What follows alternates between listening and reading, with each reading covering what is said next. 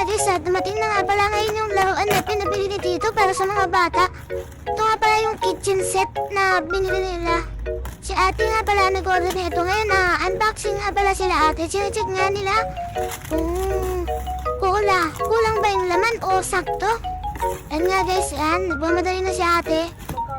Buksan na yan. Yan nga guys, pinagtulungan na nila.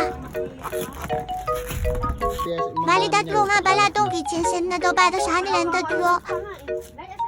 Ayan. Bali, ito nga pala yung laman niya. Ayan. Tinamtak na ni ate. Yan guys. Diba? Ang dami. Bali, pasir siya. Pupuhin niyo pa siya. Okay, yan. Para sa mga bata mo, kulit yan. Tapos makikita nyo na nakabaon na sa puting guys, yan. Yan guys, so bili lang sila ni itatay ng laruan. Wow! Ano masasabi mo kay tatay? Thank you. I love you. Ayun no.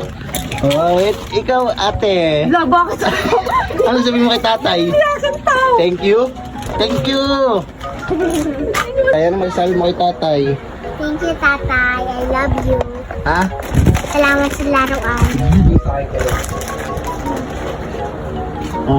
Yay, ano masasabi mo kay tatay? Thank you, tay. Yan o. Yay! Tatawa na si Ate Rachel. Yay! O, di ba saya niya, guys? Saya nga, Ate Ray. Sino nagluluto? Sabi,